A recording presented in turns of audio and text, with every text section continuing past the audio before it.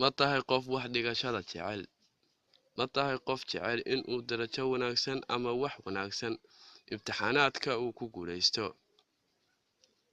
sidee wax u akhristaa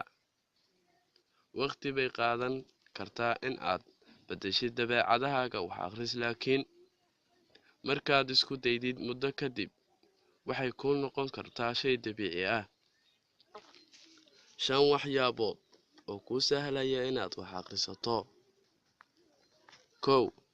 casharkaaga ka dhig mid xiiso badan inaad tiraahdid haddaan darajo sarreysa keeno shaqo wanaagsan ayaan ku helayaa ku xiise gelin mayso waa inaad jeclaataa waxaad qabanaysid isku day inaad cashar kasta ku xidid aad u yeeshid noloshaada tusaale ahaan haddaad dhiganaysid business isla markiiba suurayso inaad haysato goob ganacsi kadibna aad ku camal falaysid waxaad dhiganaysid number 2 waqtigaaga si wanaagsan u maamul yeelo ama samayso jadwal aad wax ku akhrisatid 3 samayso group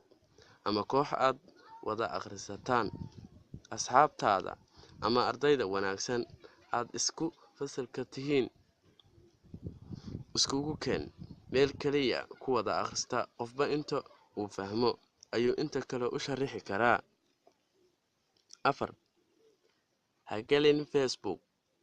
ama YouTube inta aad wax akhrisanaysid casharkaaga yaanu ka mashquulin wax aanan faa'iido